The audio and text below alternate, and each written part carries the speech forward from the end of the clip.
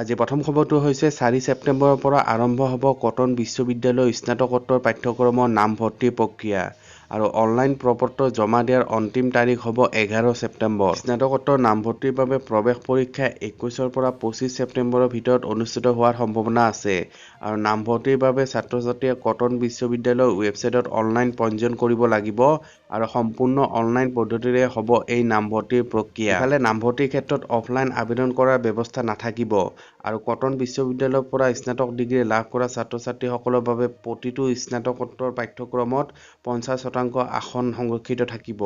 লগতে প্ৰপত্ৰ পঞ্জীয়ন আৰু দাখিলৰ বাবে ছাত্ৰ-ছাত্ৰীয়ে 600 টকাৰ প্ৰৱেশ পৰীক্ষাৰ মাচুল পৰিশোধ কৰিব লাগিব।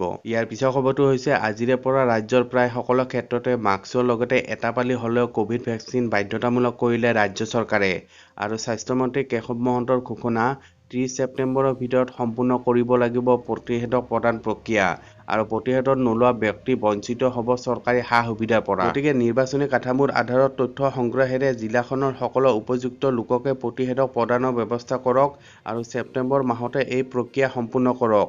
যিসকল চৰকাৰী কৰ্মচাৰীয়ে আজিলৈকে ভেকচিন লোৱা নাই তেওঁলোকে 3 দিনৰ ভিতৰত ভেকচিন ল'ব লাগিব বুলি স্বাস্থ্যমন্ত্ৰীয়ে স্পষ্ট কৰি দিয়ে। ইয়াৰ পিছৰ খবৰটো হৈছে 3 মাহত অসমৰ বিদ্যুৎ বিভাগে সংগ্ৰহ কৰিলে সৰ্বাধিক ৰাজহ। জনতা চৰকাৰ স্থাপনৰ লক্ষ্যৰে মে'ত পুনৰ এবাৰ অসমত গাদী দখল কৰা বিজেপি চৰকাৰে লৈছে বহুতো উল্লেখযোগ্য পদক্ষেপ আৰু প্ৰায় সকলোকেইটা বিভাগে লাভান্বিত হোৱা দেখা পোৱা গৈছে, কিন্তু আটাইতকৈ লাভান্বিত হোৱা বিভাগটো হৈছে বিদ্যুৎ বিভাগ আৰু নিয়মীয়া বিল পৰিশোধ নকৰা, বিদ্যুৎ চুৰি, মিটাৰৰ বিসংগতি এইবোৰৰ ওপৰত কঠোৰ হৈ চৰকাৰে বিগত 3 মাহত লাভ কৰিলে সৰ্বাধিক ৰাজহ আৰু জুন মাহত বিদ্যুৎ বিভাগে লাভ কৰিছিল 555.52 কোটি টকা, জুলাই মাহত 735.16 কোটি টকা আৰু আগষ্টৰ মাহত 679.63 কোটি টকা।